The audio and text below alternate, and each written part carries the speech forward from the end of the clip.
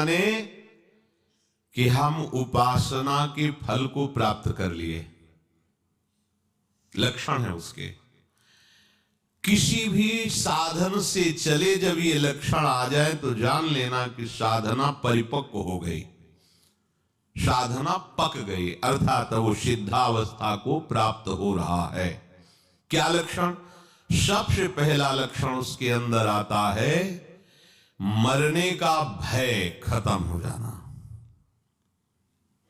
जीने की इच्छा बनी रहना। पहला है मरने का भय खत्म हो जाना। चाहे वो कर्मयोगी हो, ज्ञान योगी हो, भक्ति योगी हो, या किसी भी अष्टांग योगी हो, किसी भी मार्ग का पथिक हो, उसकी जब सिद्धावस्था आती है तो सबसे पहला लक्षण प्रकट होता है निर्भय। सब भयों से भी बड़ा भय है मृत्यु का भय। उस उपासक के हृदय में किंचन मात्र भी मृत्यु का भय नहीं रह जाता। ये देखो अंदर से मरने का नाम सुनकर के भय लगता है कि नहीं लगता? अगर लगता है तो अभी साधना पथ पे हो, अभी लक्ष्य पे नहीं पहुंचे। लक्ष्य में पहुंचने पर मृत्यु का भय ही नहीं है, किसी भी तरह से उसे कष्ट नहीं। कैसे? जैसे नाटक चल रहा हो और उसमें सामने विपक्ष से वार किया गया और मरने का वो नाटक किया, उसको कोई भय लग रहा है? सामने से तलवार भाला गोली मारी जा रही, क्योंकि वो नाटक है। उसको पता है मुझे ठीक ऐसा ही रोल निर्वाह करना है जिससे दर्शक देख करके वाह कर रहे हैं। बिल्कुल उसमें वो जान करके नाटक करता है, वो जान करके ऐसी उपस्थित सीन करता है कि सामने वाला प्रभावित हो जाए। उसको मृत्यु का भय थोड़ी लग रहा है, क्योंकि जाना नाटक है।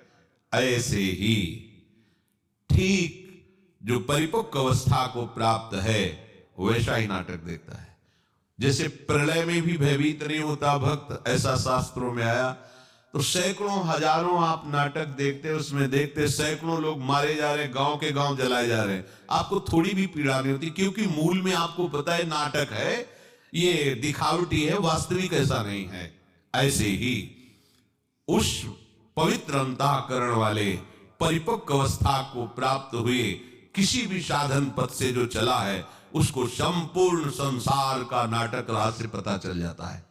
इसलिए वो महाप्रलय में भी केवल नाटक देख रहा है। जैसे अपने गांव का गांव आग लगाई जा रही देख रहे, पर कोई भय या दुख नहीं, क्योंकि पता है नाटक है, झूठा है। ऐसे ही ये मिथ्या, ब्रह्म सत्यम जगत मिथ्या, ये मिथ्या है।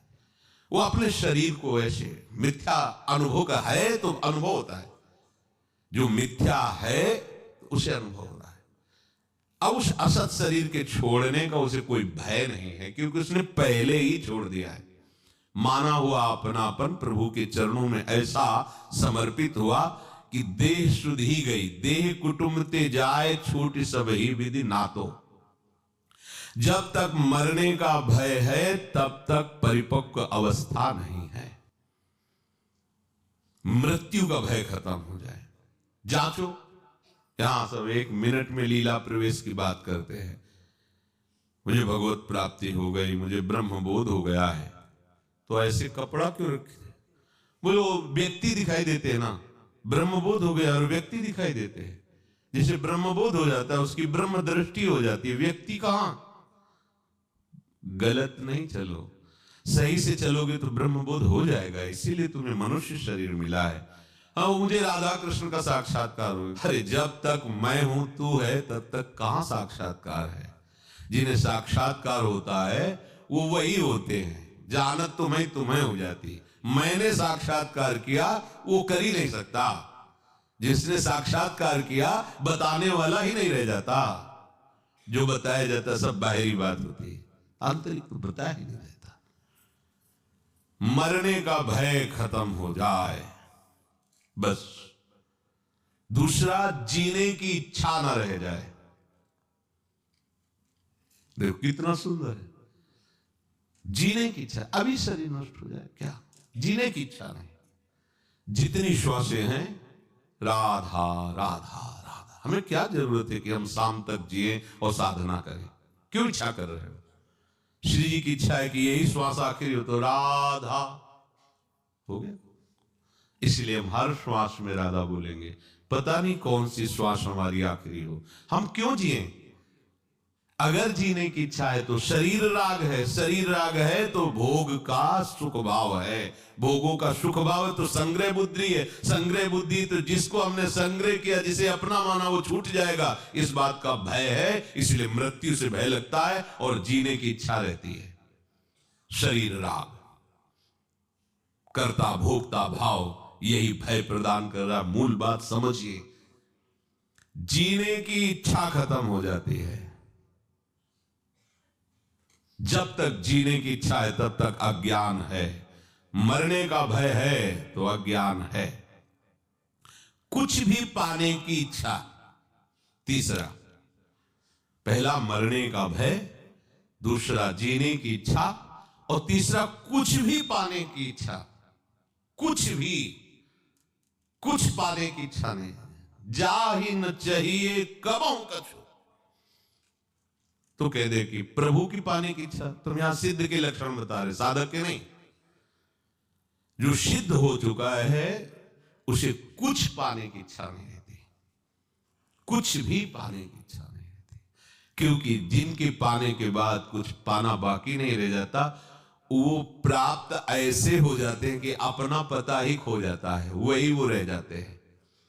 कान भय प्राण में, प्राण भय कान में, ही में न जान पड़े कान है कि प्राण है। प्राणनाथ श्यामाजू का ऐसा अधिकार हो जाता है, संपूर्ण इंद्रिय मन बुद्धि चित्त अहंकार स्वभाव सब भगवत में, सब प्रभु में। तो जब तक खोज चालू है तब तक मैं है, और जब खोज पूरी हुई तो जिनकी खोज है वही रह जाते, खोजने वाला नहीं रहता, खोजने वाला ही नहीं रहता। पाने की कोई भी इच्छा, कुछ भी पाने की इच्छा, ये कचाई है, और वही सिद्ध है जिसे कुछ पाने की इच्छा नहीं। करने का राग, ये करना है, जब तक ये है तब तक वो परिपक्व अवस्था को प्राप्त नहीं है। महापुरुषों के द्वारा भी चेष्टाएं होती हैं, जिसे आप कह सकते हो कि उन्होंने वो किया, आप कह सकते हो, वो नहीं, क्योंकि उनका कुछ भी नहीं बकाया रहा। तो जो क्रिया हो रही, तुम निमित्त केवल उनको दे सकते हो, करने वाले प्रभु ही हैं, क्योंकि उनके मन में बुद्धि में चित्त में अहम में चेष्टा में केवल प्रभु होते हैं। प्रभुमय हो करके प्रभु में, जगत में प्रभु में कार्य हो रहा है। वो संसारी होकर संकल्प विकल्प करके कर्ता भाव से कुछ नहीं। ये सिद्धावस्था का लक्षण है। मरने का भय नहीं, जीने की इच्छा नहीं, कुछ भी पाने का लालच नहीं, कुछ भी करने का राग नहीं। ये हो गई स्थिति। ये स्थिति के बाद आगे चलकर फिर प्रेम रस है। ये स्थिति सबको प्राप्त होती है, चाहे वो ज्ञान योगी हो, चाहे अष्टांग योगी हो, चाहे कर्म योगी हो, चाहे भक्ति योगी हो। भक्ति योग में ये महामहिम स्वरूप है कि वो यही नहीं टिकता, अब इसके बाद उसके अंदर इच्छा जागृत होती है। ये जो इच्छा होती है, ये जागतिक इच्छाएं नहीं है। देखो, संपूर्ण श्रीमद राधा सुधा निधि में इच्छा ही जागृत की गई। ऐसा कब होगा? हम श्री जी के लिए ऐसी सेवा करेंगे, ऐसा श्री जी की विचिन्वंती की शान क्वचन कर जई कंचुक पटम को चाप्या मुंचंती कुछ कनक दिव्य कलसयु। ऐसा कब होगा? पत्रावली रचितुम कुछ योग कपूर। ये इच्छा ऐसा महामहिम स्वरूप है जो बड़े बड़े सिद्धों के लिए भी दुर्लभ है। प्यारोढ़ क्षमते नयच्यु सुखादी नाम ध्यानगम संभाव्यो विरंचिनारद शिवो। यहां तक पूर्ण हो गया। अब ये पूर्ण के बाद जो यात्रा होती है प्रेमियों की होती है, वो अखंडानंद और ये अनंतानंद, अनंतानंद स्वरूप में, प्रेम में। तो उपासक को सर्वत्र किसी भी साधन में लगे हुए उपासना मार्ग वाले पथिक को कभी भी अलग करके ना देखे। ये सब उसी प्रभु को भजने वाले प्रणाम, पर हमें अपने आराध्य देव में तन्मय होना है, क्योंकि वही प्रभु है। ये निंदा स्तुति का किंचन मात्र कोई प्रवेश का स्थान ही नहीं है। ये जो एक दूसरे उपासना की खींचातानी करते रहते हैं, ये अज्ञानी हैं। ये न कर्मयोगी है, न ज्ञान योगी है, न भक्ति योगी है। ये झगड़ा योगी है। झगड़ा करना, एक दूसरे को ऊंचा नीचा दिखाना, यही विषम संसार का स्वरूप है। कहां अवसर है किसी के विषय में बोलने का, किसी भी मार्ग के उपासक को। सब भगवत कृपा से अपने अपने मार्ग में चल रहे। सबको प्रणाम। हमको जो गुरुदेव ने मार्ग दिया, हम उस मार्ग में चल। जहां कलह है, एक दूसरे में छोटा बड़ा है, निंदा स्तुति है, इसी का नाम अज्ञान है। वो कोई उपासना में नहीं, वो केवल कलह है, वो केवल अशांति है, वो केवल अज्ञान है। किसी भी मार्ग का उपासक किसी की भी निंदा नहीं कर सकता। उपासकों की तो बात जाने दो। सब मार्ग से एक ही तत्व का बोध होता है। जो ऐसा देखता है, भगवान कहते हैं, वही वास्तविक देखता है। संन्यासस्तु महाबाहो दुःखमाप्तुम योगतः योग युक्तो मुनिर्ब्रह्म न चिरेणादि गच्छति। परंतु हे महाबाहो, भगवान ने बताया कि कर्मयोग, सांख्य योग, ये सब एक ही तत्व की प्राप्ति कराने वाले हैं। आगे के श्लोक में कह रहे परंतु, मतलब अब कुछ अंतराय वर्णन कर रहे हैं। परंतु हे महाबाहो, कर्मयोग के बिना सांख्य योग की सिद्धि नहीं हो सकती। बहुत कठिन है। और मननशील कर्मयोगी को बिना किसी अन्य साधन का आश्रय लिए ब्रह्म की प्राप्ति हो जाती, भगवत प्राप्ति। सांख्य योगी को, ज्ञान योगी को प्रायः वर्णन किया गया कि समस्त कर्मों का न्यास कर दे, पर उसका रहस्य भगवान बताते, कर्म त्याग करना संन्यास नहीं है। कर्म का कर्ता भाव त्याग करना और कर्म का फल त्याग करना, यह संन्यास है। कोई आकांक्षा न रहते हुए शरीर से जितनी भी चेष्टाएं हो रही, वो गुणों के द्वारा प्रेरित हो रही, उसमें मैं करता नहीं हूं, से गुणानुगुण वर्तन्ते।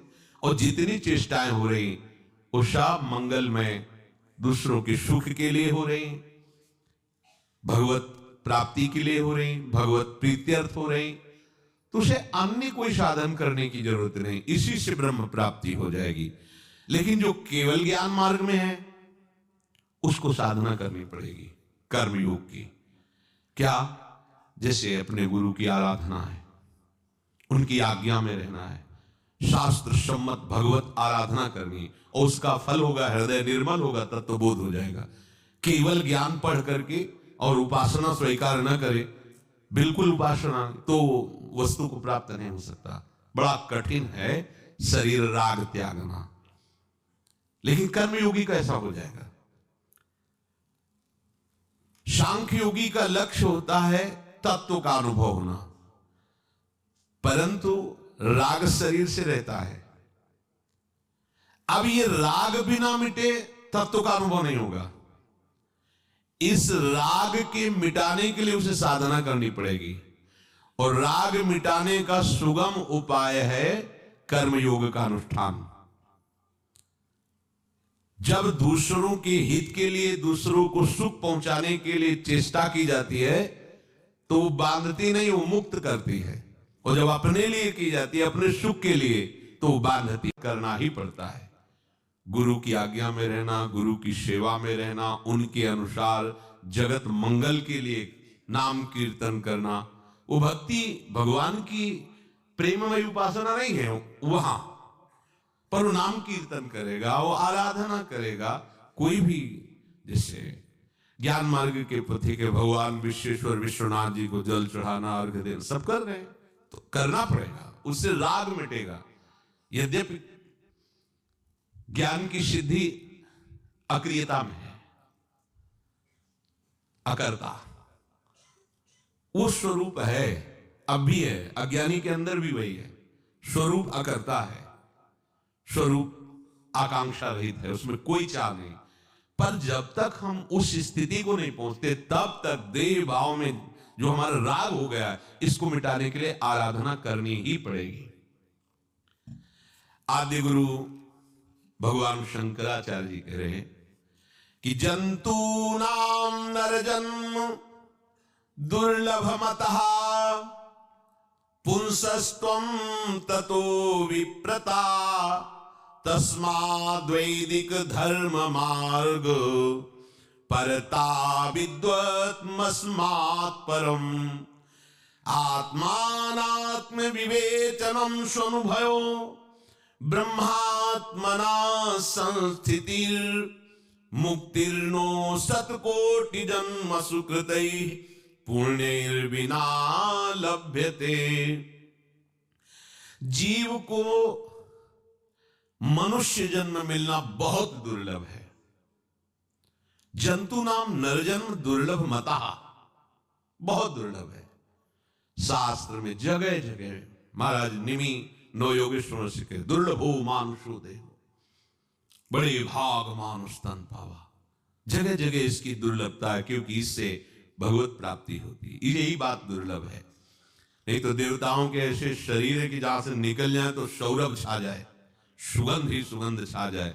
उनके पसीना नहीं आता, उनके बाल नहीं पकते, दुर्गंध युक्त कोई मल आदि नहीं, सब दिव्य है, देवता है। लेकिन देव दुर्लभ कहा गया है शरीर। बड़े भाग मानुष तन पावा, सुदुर्लभ। ऐसी वहां सब सुंदरियां हैं, ऐसी सेवा सामग्री है, बड़े बड़े मुनियों के हृदय में क्षोभ हो जाए ऐसी सुंदरियां हैं। और वो मनुष्य शरीर के सामने उनको कुछ गिना नहीं गया। सुर दुर्लभ सदग्रंथन गावा। देवताओं को दुर्लभ है शरीर, जबकि उनका शरीर वो वायु मार्ग से चल सकते हैं, उनको जमीन की आवश्यकता नहीं, जमीन स्पर्श भी नहीं करेंगे। अंतरिक्ष में आकाश जहां मन किया तत्काल वहीं पहुंच गए, जैसे उनकी जैसी सिद्धि देवता। लेकिन उनको भी मनुष्य शरीर से हे ही कहा गया है, इसको श्रेय माना गया है। मनुष्य शरीर को क्या श्रेय है? भगवत प्राप्ति। वो नहीं कर सकते, वो नवीन उपासना करके भगवत प्राप्ति, आप नवीन उपासना करके भगवत प्राप्ति कर सकते। जंतु नाम नरजन्म दुर्लभ मतः, ये सब शास्त्रों का मत है कि मनुष्य शरीर बड़ा दुर्लभ है। उसमें भी पुरुषत्व, फिर विप्रत्व, फिर वैदिक धर्म का अनुष्ठान, फिर विद्वता, ये सब कुछ अत्यंत दुर्लभ होने पर भी सबसे दुर्लभ बात है भगवत प्राप्ति, जिसे आदि गुरु कह रहे हैं ब्रह्मात्म भाव स्थिति। ब्रह्म में अभेद भक्ति, मैं वही ब्रह्म हूं, ऐसा अनुभव होना। उसको अपने इस भाव में लेते। मनुष्य जन्म में लेना, उसमें पुरुषार्थ करने का उद्देश्य हृदय में होना। पुरुषार्थ भी मुक्त होने का, परम पद का, भगवत प्राप्ति का। ये अत्यंत दुर्लभ। मुक्तिर्नो शतकोटि जन्म सुकृते पुण्यैर्विना लभ्यते। कह रहे करोड़ों जन्मों की साधना के बाद ये हृदय में आता है कि मैं संसार से मुक्त हो जाऊं।